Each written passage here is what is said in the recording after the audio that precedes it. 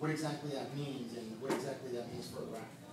Sure. I mean, I should say, just first off, my journey researching this book parallels a little bit with these guys' journey. I went to Syria and Jordan to collect stories of Iraqi refugees, really for the same reason, intersections went there. I and my co-authors felt there are no voices heard in the United States.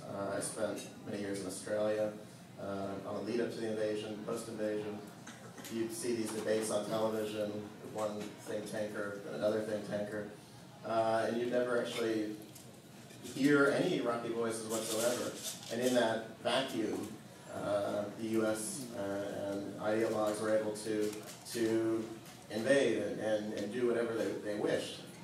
Because, in my view and others, the Iraqi people were not humanized in this context. And so we set out, my co-authors set out to very simply speak to Iraqi people, find out what they thought. And we put their stories in this book. We put Iraqi bloggers, other Iraqi people into this book. And I'm sure you experience this as well. When you ask about, say, the U.S. invasion, they say, well, which one? There's the first Gulf War, there's the sanctions. The level of trauma is so deep. And, it very rarely comes through in the media. Obviously today, as Iraq has basically fallen out of the news, but even on the lead up to the war in 2003. And so we tried to put these together into this book. And over the course of our research, we came across the term, as Vargas said, sociocide. Sociocide essentially means the destruction of society. And it's been used in other contexts, Bosnia and elsewhere. But it was really the only term that we saw fit to describe the situation in Iraq. Because you have the millions of displaced people, you have the deaths of, since 2003, estimates of at least 1 million excess deaths, meaning these are deaths caused directly by violence and secondary effects of the violence. You have countless deaths and displacement. But you also have destruction of culture. And what I mean by that? Well, institutions like the Baghdad Museum or the National Archives, which were completely overrun by looters as the U.S. troops stood by literally blocks away. Over 9,000 artifacts are still missing from the Baghdad Museum.